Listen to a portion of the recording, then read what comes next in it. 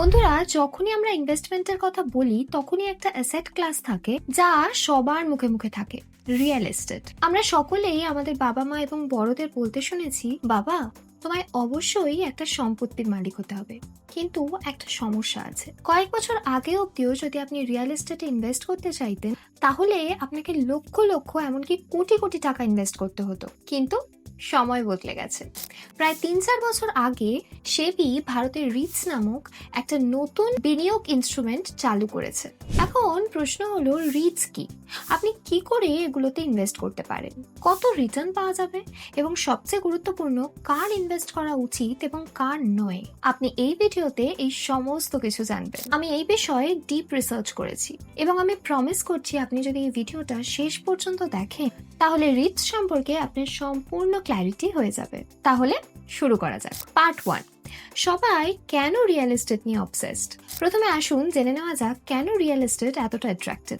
এর দুটো প্রধান কারণ হচ্ছে ক্যাপিটাল অ্যাপ্রিসিয়েশন, এর অর্থ সম্পত্তির দাম বৃদ্ধি। আমরা দেখেছি গত 10-15 বছরে কিভাবে টায়ার 1 এবং টায়ার 2 শহরে সম্পত্তির দাম বহু গুণ বেড়েছে। আর দ্বিতীয় হলো রেন্টাল ইনকাম। এটা প্যাসিফিক ইনকামের একটা স্টাডি সোর্স হয়ে যায়। আপনি যদি বিশ্বের যে কোনো ধনী ব্যক্তির পোর্টফোলিও দেখেন তাহলে আপনি অবশ্যই এর একটা উল্লেখযোগ্য পার্টের রিয়েল এস্টেট পাবেন। কিন্তু যেমনটা আমি বলছি, একটা বড় লিমিটেশন রয়েছে, টিকিট সাইজ। সবাই 50 লক্ষ বা 1 কোটি টাকা অ্যাফোর্ড করতে পারে না। কিছু লোক মনে করে যে তারা লোন নিয়ে ইনভেস্ট করতে পারে, কিন্তু আমার রেকমেন্ডেশন হলো যে ইনভেস্টমেন্টের জন্য লোন নেওয়া একটা সাধারণত ভালো স্ট্র্যাটেজি নয়। তার কারণ লোনের জন্য আপনি যে ইন্টারেস্ট দেন তা আপনার পোটেনশিয়াল রিটার্নসকে উল্লেখযোগ্যভাবে কম করবে। তাহলে সাধারণত ইনভেস্টার্সদের জন্য সমাধান কি? এখানেই কমার্শিয়াল রিয়েল এস্টেটের কনসেপ্ট আসে। ইনভেস্টিং পয়েন্ট অফ ভিউ থেকে আমরা সকলেই জানি যে কমার্শিয়াল রিয়েল এস্টেট কিন্তু রেসিডেন্সিয়ালের থেকে বেটার রিটার্ন দিতে পারে, কিন্তু কমার্শিয়াল রিয়েল এস্টেটে ইনভেস্ট করা কিন্তু বেশ কমপ্লিকেটেড। আর এই কমপ্লিকেশনের সলিউশন হচ্ছে রিটস। পার্ট 2, তাহলে রিটস আসলে কি? একটা খুব সহজ উদাহরণ দিয়ে এটা বোঝা যাক। ধরুন আপনি একটা বড় মলে একটা ছোট দোকান কিনতে চান। সেই দোকান ম্যানেজ করতে অনেক ঝামেলা পোহাতে হয়, সঠিক ভাড়াটে খুঁজে বের করা, সময় মতো ভাড়া আদায় করা, প্রপার্টি মেনটেনেন্স করা, সমস্ত কাগজপত্র এবং ট্যাক্স হ্যান্ডেল করা এবং দোকানটা যাতে দীর্ঘ সময় ধরে খালি না থাকে তা নিশ্চিত করা, যার অর্থ এটার ফিল রেট ভালো থাকে। এটা একটা ফুল টাইম জবের মতো শোনাচ্ছে, তাই না? জাস্ট ইমাজিন করুন যে এই একটা ছোট দোকানের পরিবর্তে আপনি সেই পুরো মলের একটা ছোট অংশ বা এমনকি 10টা বড় পার্ক অফিস কেনার সুযোগ পেয়ে যাবেন। একটা রিটস ঠিক এটাই করে। যখন আপনি একটা রিটস কিনবেন তখন আপনি এসেনশিয়াল কমার্শিয়াল প্রপার্টিজের একটা সম্পূর্ণ পোর্টফোলিওর একটা ছোট অংশ কিনবেন। এতে অটোমেটিক্যালি আপনার রিস্ক কমে যায়। রিটস দুটো সুবিধা প্রদান করে। ডিভিডেন্ডস, যতটাই রেন্টাল কালেকশন হয় তার একটা বড় অংশ, অ্যাজ পার সেবি কালেকশনসের 90%। ইউনিট হোল্ডার্সের মধ্যে ডিভিডেন্ড ভাগ করা হয়। এটা সাধারণত বার্ষিক আয়ের 4-7% হতে পারে। দ্বিতীয়ত ক্যাপিটাল অ্যাপ্রিসিয়েশন। ওই সম্পত্তির মূল বৃদ্ধির সাথে সাথে আপনার রিট ইউনিট মূল্যও বৃদ্ধি পায়, ঠিক যেমন একটা মিউচুয়াল ফান্ডের নাভি। আর সবচেয়ে বড় সুবিধা, লিকুইডিটি। রিয়েল এস্টেটের সবচেয়ে বড় সমস্যা হলো আপনি যখন খুশি তখনই এটা বিক্রি করতে পারবেন, কিন্তু রিটস গুলো স্টক মার্কেটে লিস্টেড হয়। আপনি ট্রেডিং আওয়ার্স এর মধ্যে যে কোনো সময় এগুলো কিনতে বা বিক্রি করতে পারবেন, ঠিক একটা শেয়ার বা মিউচুয়াল ফান্ডের মতো। আরো একটা গুরুত্বপূর্ণ বিষয়, ভারতের সমস্ত রিটস গুলো সেবি রেগুলেটেড। এগুলোর ওপর কিছু স্ট্রিক্ট রুলস আছে, যেমন মিনিমাম 80% টাকা ready to move in completed commercial বিল্ডিংসে ইনভেস্ট করতে হবে। বাকি 20% আন্ডার কনস্ট্রাকশন প্রপার্টিজ এর মতো সামান্য রিস্ক প্রজেক্টসে ইনভেস্ট করা যেতে পারে। এবং ডিস্ট্রিবিউটরের জন্য অ্যাভেলেবল ক্যাশের মিনিমাম 90% ইউনিট হোল্ডার্সদের মধ্যে ডিভিডেন্ড হিসাবে বিতরণ করতে হবে। এই নিয়মগুলো এটাকে বেশ নিরাপদ করে তোলে, রিটার্নের পয়েন্ট অফ ভিউ থেকে নয়, বরং স্ক্যামিং এড়ানোর পয়েন্ট অফ ভিউ থেকে। পয়েন্ট 3, আসুন একটা অ্যাকচুয়াল লিস্টেড রিটস দেখি। এটা আরো ডিটেলসে বুঝতে আসুন ভারতের প্রথম লিস্টেড রিটস এম্বাসি রিটের উদাহরণ নেওয়া যাক। Embassy writ structure. এখন এই স্ট্রাকচারটা দেখে ঘাবড়ানোর কিছু নেই, আমি খুব সহজ করে বুঝিয়ে দিচ্ছি। স্পন্সর্স, এগুলো হলো বৃহৎ কোম্পানি যারা রিটস চালু করে। এম্বাসি রিটস এর ক্ষেত্রে এগুলো হলো এম্বাসি গ্রুপ এবং ব্ল্যাকস্টোন, বিশ্বের বৃহত্তম রিয়েল এস্টেট ইনভেস্টার্সদের মধ্যে একটা। তারপর আসে public unit holders.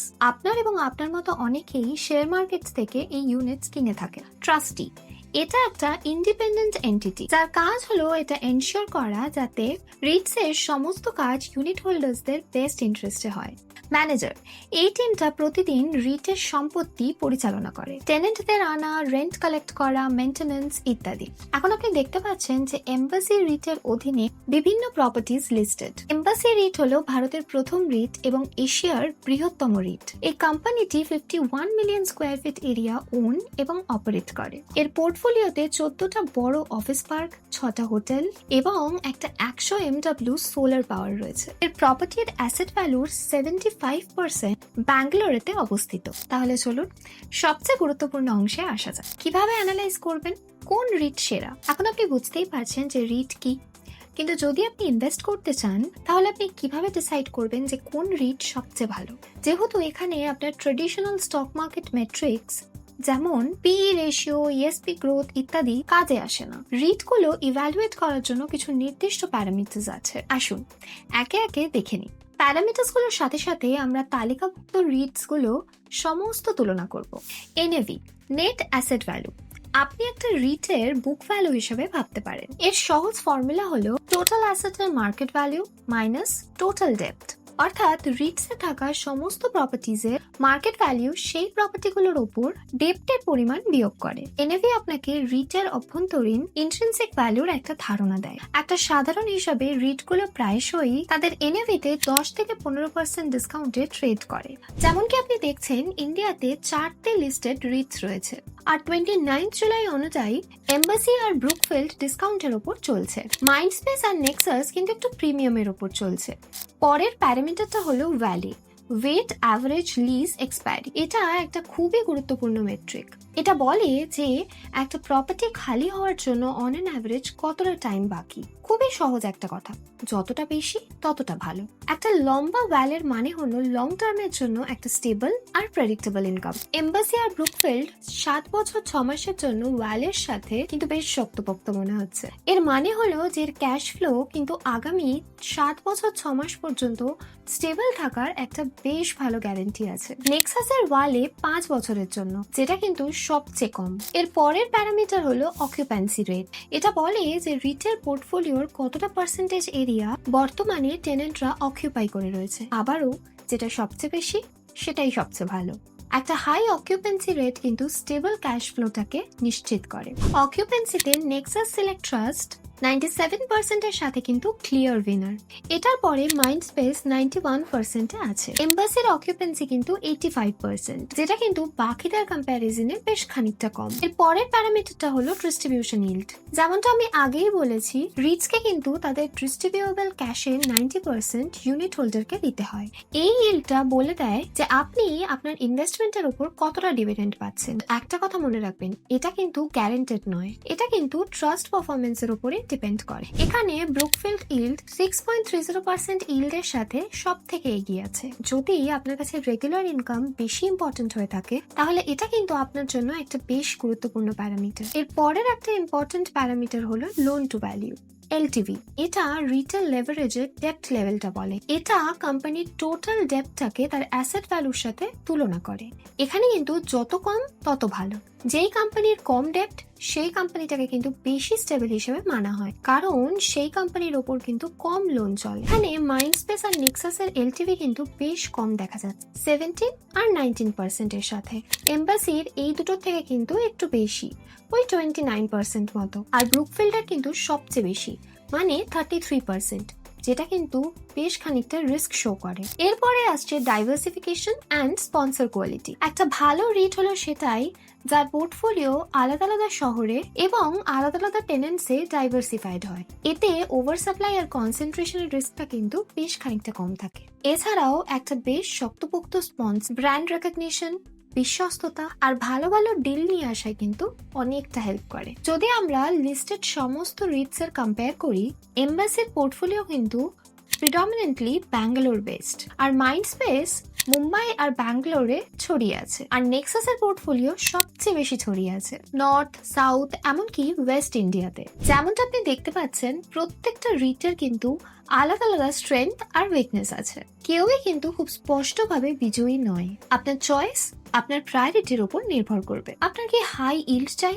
Long term stability চাই, নাকি হাই অকুপেন্সি? তো বন্ধুরা, ভিডিওটা শেষ করার আগে একটা রিকোয়েস্ট আছে। আমাদের টিম এরকম ইনফরমেটিভ ভিডিও আনার জন্য কিন্তু অনেক পরিশ্রম করে। আপনার যদি ভিডিওটা ভালো লাগে তাহলে দয়া করে নিচে কমেন্ট করে দেবেন, this is the best video on Ritz. তাহলে চলুন এবার ফাইনালি একবার দেখে নিই। তো রিটস এর অসুবিধাগুলো একবার দেখে নেওয়া যাক। সুবিধাগুলো তো আপনারা সব জেনেই গেছেন। সেক্ষেত্রে দুটো প্রধান অসুবিধা রয়েছে। প্রথমত, রিটস কিন্তু আপনাকে ক্রেজি রিটার্নস দেবে না স্টক মার্কেটের মতো। 100x 200x একেবারেই কিন্তু অসম্ভব। তবে আপনি একটা ভালো অঙ্ক আয় করতে পারেন যদি আপনি রিটসকে ইমার্জিং থিমস যেমন হসপিটাল, ওয়্যার হাউস এই সমস্তর সাথে কম্বাইন করেন। কিন্তু ভারতে যেই গতিতে ভাড়া বৃদ্ধি হবে সেই গতিতে আপনি আপনার রিটার্ন পাবেন। আর দ্বিতীয়ত, সম্পত্তি মালিকানার ক্ষেত্রে রিটেতে বিনিয়োগকারীদের সম্পত্তির মালিকানার শিরোনাম দেওয়া হয় না এবং তারা শুধু বিশ্বাস ইউনিট গ্রহণ করে। মানে ছোট করে বলতে গেলে আপনি শুধুমাত্র রিটে ইনভেস্ট করে আপনি কিন্তু সম্পত্তির আংশিক মালিক হয়ে যাবেন না। তাহলে আপনি যদি এই দুটো অসুবিধা মেনে নেন, আপনি কিন্তু ডেফিনেটলি রিটস গ্রহণ করতে পারেন। ব্যাস, আমার মনে হয় এই ভিডিওর মাধ্যমে আপনি রিটস এর ব্যাপারে বেশ অনেকটাই তথ্য পেয়েছেন। আর যদি তাই হয়ে থাকে তাহলে এই ভিডিওটাকে লাইক করতে কিন্তু একদমই ভুলবেন না। আর আপনার যদি কোনো জিজ্ঞাসা থাকে তাহলে কিন্তু ডেফিনেটলি এই ভিডিওর নিচে কমেন্টে জিজ্ঞাসা করতে পারেন।